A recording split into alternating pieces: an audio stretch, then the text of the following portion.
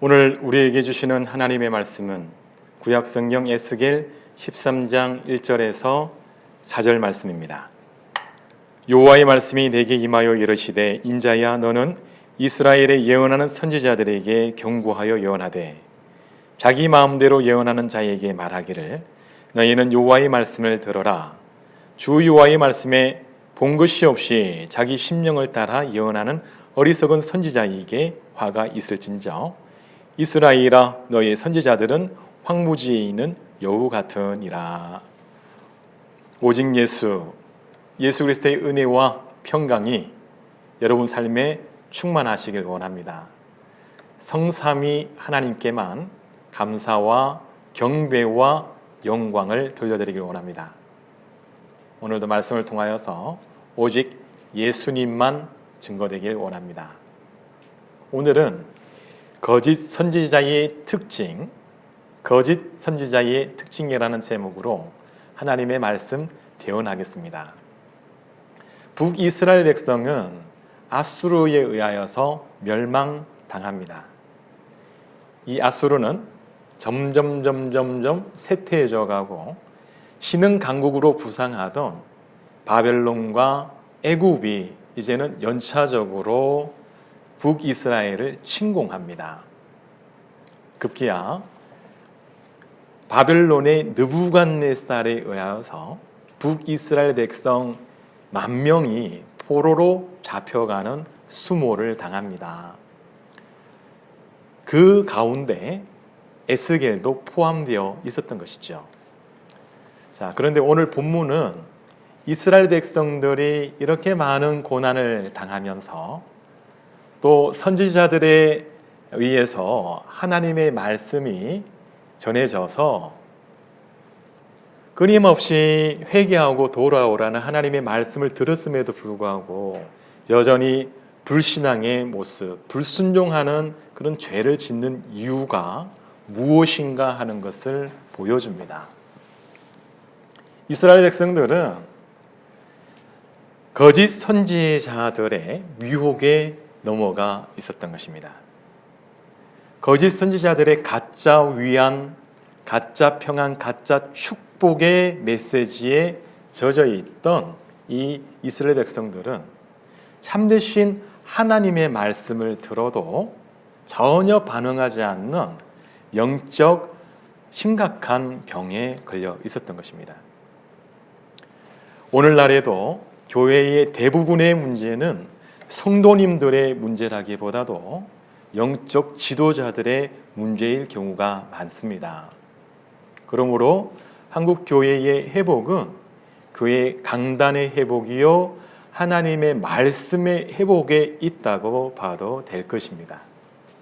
자, 오늘은 거짓 선지자의 특징이 무엇인지를 잘 살펴보고 우리 경계심을 가져서 하나님 말씀 위에 든든히 설 수 있는 여러분 되시길 축원합니다. 자, 그렇다면 거짓 선지자들의 특징이 무엇일까요? 첫 번째, 이 거짓 선지자들은 자기 마음대로 예언한다 말씀합니다. 2절 말씀을 함께 읽겠습니다.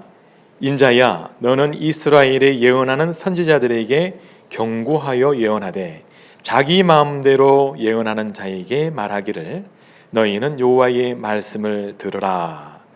여기서 마음이라는 것은 레브라는 단어로 정신, 의지, 이해력이라는 의미입니다.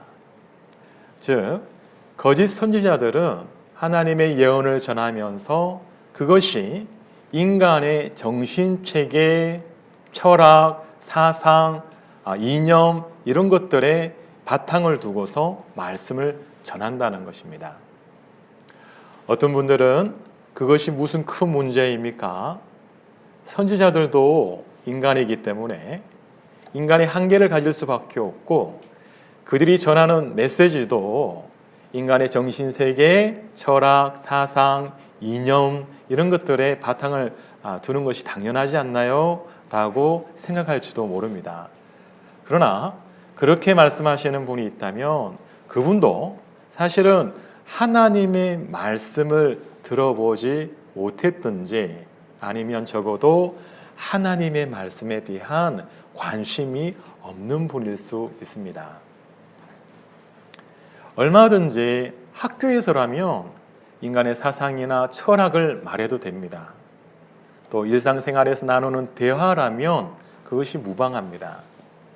그렇지만 하나님의 이름으로 하나님의 말씀을 선포하는 자리에서 인간의 사상과 철학을 말하는 그것은 심각한 죄가 아닐 수 없습니다.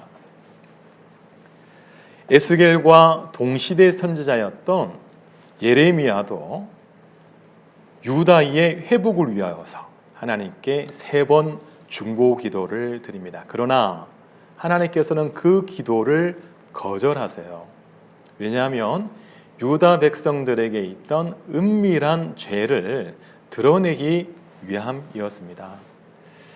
유다 백성들도 북이스라엘 백성들과 마찬가지로 거짓 선지자들의 미혹에 넘어가서 하나님께 불순종하는 죄를 저지르고 있었습니다. 예레미야 14장 13절을 읽겠습니다. 이에 내가 말하되 슬프도소이다 주 여호와여 보시옵소서. 선지자들이 그들에게 이르기를 너희가 칼을 보지 아니하겠고 기근은 너희에게 이르지 아니할 것이라. 내가 이곳에서 너희에게 확실한 평강을 주리라 하나이다. 자, 여기서 나오는 선지자들은 거짓 선지자를 말하는데요. 이 거짓 선지자들은 가짜 평안, 가짜 축복의 메시지를 전하고 있습니다. 그들의 메시지는 모든 사람들이 호감을 가지는 메시지였고, 그들의 메시지는 너무나 확신에 들어차 있었습니다. 그러나 그것이 하나님의 말씀은 아니었습니다. 하나님께서는 그 거짓 선지자에게 경고의 말씀을 하십니다. 우리 예레미야 14장 15절입니다. 그러므로 내가 보내지 아니하였어도 내 이름으로 예언하여 이르기를 칼과 기근이 이 땅에 이르지 아니하리라 하는 선지자들에 대하여 여호와께서 이와 같이 말씀하셨노라. 그 선지자들은 칼과 기근에 멸망할 것이요. 인간의 사상과 철학의 바탕을 둔 메시지는 많은 사람들의 호감을 얻고 납득할 만한 그러한 이야기일 수 있습니다. 또 매력적이고 논리적으로도 탄탄하고 또 통찰력도 가지고 있어서 많은 사람들에게 인기를 얻을 수 있고 또 실제로 엄청난 영향력을 가질 수도 있습니다. 그러나 그렇다 할지라도 그것이 하나님의 말씀이 될 수는 없습니다. 아니, 하나님의 말씀 앞에서는 그것은 무기력해질 수밖에 없습니다. 결국 칼과 기근에 다 없어질 것들이기 때문에 그렇습니다. 그러나 안타깝게도 오늘 교회 내에도 이미 하나님의 말씀을 대신하여서 인본주의적 그런 사상의 가르침이 있는 것을 봅니다. 하나님의 말씀을 가르쳐야 할 자리, 철학을 가르치고 또 신앙을 가르쳐야 되는 그 자리에서 사람의 심리학을 가르치고 있습니다. 자, 한번 들어보십시오. 여러분 마음속에 있는 좋은 것들을 많이 바라보십시오. 그 좋은 것들을 계속 바라보다 보면 어떤 일종의 확신이 생깁니다. 그런데 놀라운 것은요, 그 확신은 나를 실제로 좋은 사람으로 만들어 줍니다. 또 들어보십시오. 여러분, 긍정의 마음을 가지십시오. 그 긍정의 마음을 계속 가지다 보면 또 계속 말하다 보면 여러분 삶 가운데 실제로 그런 일들이 일어나게 된답니다. 여러분 어떠십니까? 이 말씀을 들으시면서 혹시나 좀 이상한 것을 못 느끼셨습니까? 자, 이것은 심리학에서 말하는 그런 어떤 자성적 예언이라는 것입니다. 자성적 예언이라는 것은 내 마음 가운데 긍정적인 마음을 계속 가지다 보면 그것이 그대로 이루어진다는 것입니다. 이것은 우리가 듣기에 너무 좋은 이야기입니다. 또 인간으로 하여금 무한한 자유와 가능성과 어떤 소망을 심어주는 메시지입니다. 그러나 이것이 독보석과 같이 겉으로는 화려하고 아름답지만 그것을 먹는 순간 죽음을 일으킬 수 있는 치명적인 독이 있는 메시지라는 사실을 여러분 경계하시길 바랍니다.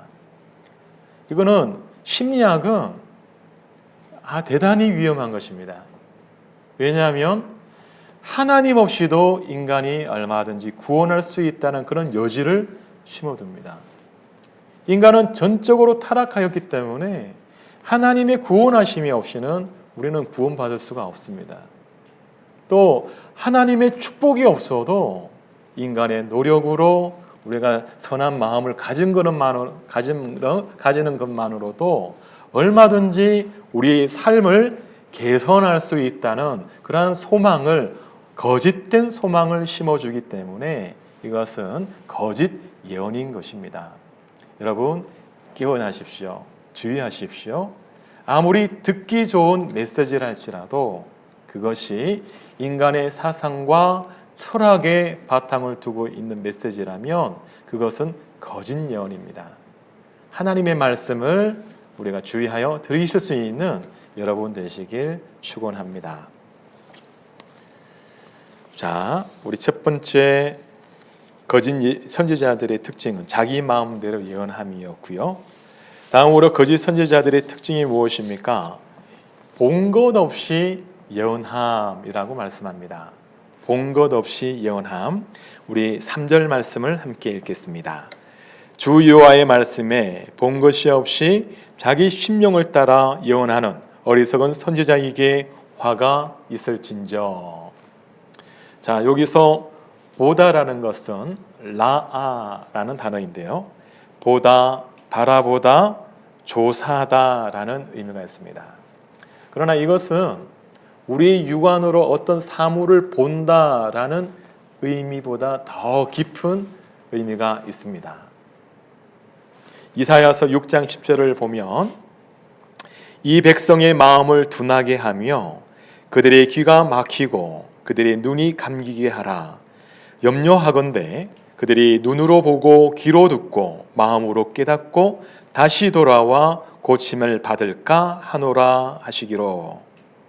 자, 여기서 백성들이 본다라는 것은 하나님의 말씀을 지금까지는 무지하여서 몰랐었는데 하나님의 말씀을 듣고 내 마음으로 깨닫고 돌이키는 것까지 다 포함하고 있는 그러한 의미입니다.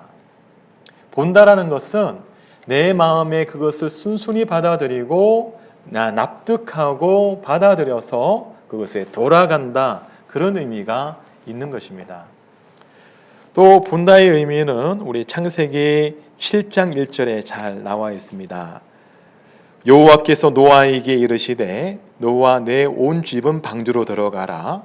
이 세대에서 내가 내 앞에 의로움을 내가 보았음이니라. 하나님께서 노아에게 있는 그 의로움을 보았다 말씀하십니다. 여기서 보았다의 의미는 노아의 그 의로움을 내가 인정한다, 내가 받아들인다, 그런 의미가 있는 것입니다. 자, 그러므로 선지자는 하나님께 본 것을 예언하는 자인데 본 것을 예언한다의 그 의미는 무엇이냐면 하나님과의 깊은 인격적 만남을 통하여서 하나님의 뜻과 그 생각을 내가 알고 내가 이해할 뿐만 아니라 내 안에서 그것을 완전히 받아들여 체화하여서 말씀을 선포하는 것, 이것이 바로 본 것을 예언한다는 의미입니다. 다른 말로 거짓 선지자들은 무엇이 없습니까? 하나님과의 깊은 교제, 또 하나님의 생각과 뜻을 받아들이고 그것을 나의 것으로 완전히 체화하여서 말씀을 전하는 이 모든 과정이 다 생략되어 있다는 것입니다. 선지자라고 하여서 똑같은 선지자가 아닙니다. 하나님께서 세우신 선지자, 또 그 선지자에게 하나님의 말씀을 두신 선지자가 곧 참된 선지자인 것입니다. 신명기 18장 18절 말씀입니다. 내가 그들의 형제 중에서 너와 같은 선지자 하나를 그들을 위하여 일으키고 내 말을 그 입에 두리니 내가 그에게 명령하는 것을 그가 무리에게 다 말하리라. 하나님께서 세우시고 하나님의 말씀을 그 입에 담아 둔 자, 그가 바로 선지자라는 것입니다. 그러므로 하나님께서 세우신 선지자의 말은 하나님의 권위를 가지고 있어요. 하나님을 대신하여 대언하는 말씀이기 때문에 그 말씀에 우리는 절대 순종해야 할 줄로 믿습니다. 그러나 거짓 선지자는 그 나오는 말이 하나님께서 전하라 하신 말씀이 아닙니다. 그러므로 그 어떤 능력도 그 안에 나타나지 않아요. 신명기 18장 22절입니다. 만일 선지자가 있어 여호와의 이름으로 말한 일에 증흠도 없고 성취함도 없으면 이는 여호와께서 말씀하신 것이 아니요 그 선지자가 제 마음대로 한 말이니 너는 그를 두려워하지 말지니라. 하나님께서 세우시고 하나님께서 말씀을 허락하실 때에는 그곳에 반드시 하나님의 역사, 하나님의 능력이 나타나기 마련입니다. 하나님께서 보내신 사람의 그 사역 가운데에는 어떤 열매들이, 부흥이 일어나기 마련입니다. 그러나 거짓 선지자들은 말은 번들을 하지만 그 안에 어떤 증언도 효험도 나타나지 않는 것입니다. 이것이 바로 참 선지자와 거짓 선지자의 차이점인 것입니다. 그러나 여러분, 참 선지자와 거짓 선지자를 함부로 단정하고 구별하려고 하지 마시길 바랍니다. 어떤 분이 유튜브에서 이렇게 말하는 것을 들었습니다. 나는 참 선지자요. 대한민국의 모든 목회자들은 거짓 선지자이기 때문에 당신들은 빨리 그 교회에서 벗어나서 참 선지자의 말씀을 들으라는 것입니다. 한국 교회에 많은 문제가 있는 것을 인정합니다.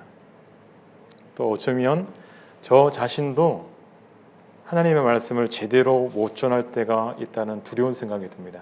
그때마다 다시금 기도의 제단에 무릎 꿇고 다시 돌아와 하나님의 말씀을 연구하는 자리에 앉습니다. 그렇다 하더라도 함부로 거짓 선지자라고 정죄하면 안 될 것입니다. 그것은 상당히 교만한 것이죠. 저는 어쩌면 그분이 상당히 교만하다고 생각합니다. 또 비겁하다고 생각합니다. 왜냐하면 다른 사람들을 다 거짓 선지자라고 매도함으로 해서 자신을 돋보이게 만들고 인기를 얻어서 어떤 유익을 얻으려는 그 욕심이 보이기 때문입니다. 성경을 보면 예레미야도 이 거짓 선지자 하나냐에게 함부로 단죄하지 않습니다.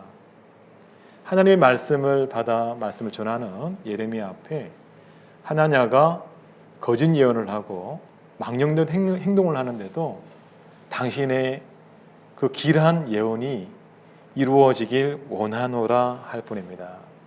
왜냐하면 그때까지만 해도 하나님께 어떠한 말씀도 받지 않았기 때문입니다. 그가 하나님께서 부르신 선지자라면 그를 통하여서 하나님의 능력이 나타날 것입니다. 그 열매로서 우리는 그 사람이 어떠한 사람인지 알 수가 있는 것이죠. 이것을 우리에게 적용한다면 다시 한번 하나님의 말씀을 전하는 자는 내가 과연 하나님께서 부르신 자가 맞는가 그 소명의식을 확인해 봐야 할 것입니다. 그리고 내 안에 하나님께서 내 입에 담아두신 백성들에게 전하라 하신 그 메시지가 있는가 살펴봐야 할 것입니다. 또한 하나님의 말씀의 그 기초 위에 세워지지 아니한 그 어떤 영성운동, 기도운동, 신학운동도 가짜가 될 가능성이 있다는 것을 우리는 주의해야 할 것입니다. 세 번째로 거짓 선지자의 특징은 황무지의 여우와 같다는 것입니다. 우리 4절 말씀입니다. 이스라엘아 너희 선지자들은 황무지에 있는 여우 같으니라. 여우는 상당히 교활한 동물로 알려져 있습니다. 그래서 예수님께서도 헤롯을 비유하여서 여우라고 말씀하신 적이 있으십니다. 왜냐하면 그 헤롯이 갖은 속임수와 또 협박으로 그 헤롯의 관할 지역 밖으로 예수님을 쫓아내려 한 적이 많았기 때문입니다. 여우는 의문스러워서 그 마음을 알 수가 없습니다. 그와 같이 교활한 그런 동물입니다. 또 여우는 포도알 같은 작은 열매를 좋아하기 때문에 자주 포도원에 출몰한다고 합니다. 멧돼지가 채소밭에 출몰하면 그 농가는 엄청난 피해를 입게 됩니다. 마찬가지로 이 포도원에 여우가 출몰하면 그 농가는 막대한 손해를 입을 뿐만 아니라 땅에 굴을 파서 은신하기 때문에 그 지력을 점점 떨어뜨리죠. 이것이 바로 거짓 선지자들의 결과라는 것입니다. 그들이 처음에 접근할 때에는 천사와 같은 모습으로 또 선량한 양의 탈을 쓰고 접근하지만 그들이 지나간 자리는 상처와 아픔만 남게 됩니다. 부모와 자녀 간의 모든 자식 관계가 깨어지고 부부의 그 금슬이 산산조각이 나고 모든 가족 관계가 와해됩니다. 그리고 막대한 금전적 손실을 입게 됩니다. 이것이 바로 거짓 선지자들의 특징이라는 것입니다. 만약에 내가 속한 공동체가 그와 같은 특징이 있다면 속히 그곳에서 벗어나실 수 있는 여러분 되시길 바랍니다. 마지막 때에 거짓 선지자가 많이 일어나는 이유는 믿는 자들을 미혹하기 위함이라 합니다. 이럴 때일수록 우리는 경계심을 늦추지 않아서 하나님의 말씀을 더욱더 붙들어야 될 줄로 믿습니다. 거짓 선지자가 많이 일어나 많은 사람을 미혹하겠으며 불법이 성함으로 많은 사람의 사랑이 식어지리라. 그러나 끝까지 견디는 자는 구원을 얻으리라. 아멘.